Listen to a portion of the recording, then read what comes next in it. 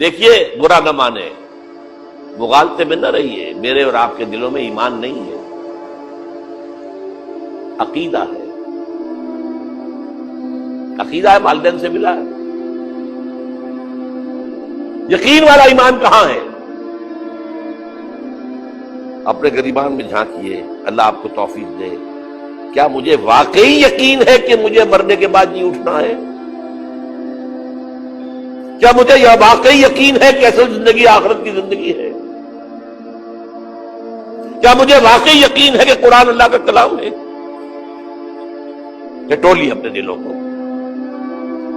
اگر یقین ہوتا کہ اللہ کا کلام ہے تو آپ اس کو سمجھنے کے لیے عربی بھی نہ سیکھ سکتے؟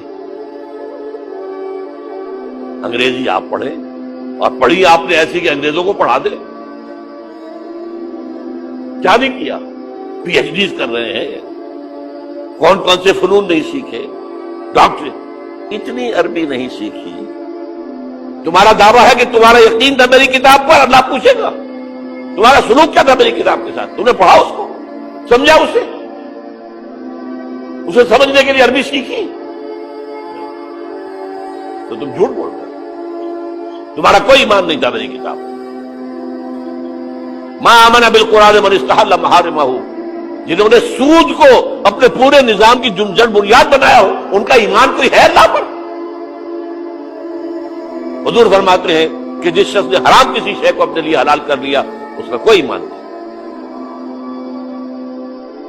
دوبارہ آج بھی کرنا ہے تو دوبارہ ایمان پیدا کرنا ہے، ایمان، عقیدہ نہیں، ایمان۔ صرف لپ سروس نہیں، اقرار باللسان نہیں، تصدیق بالقلب۔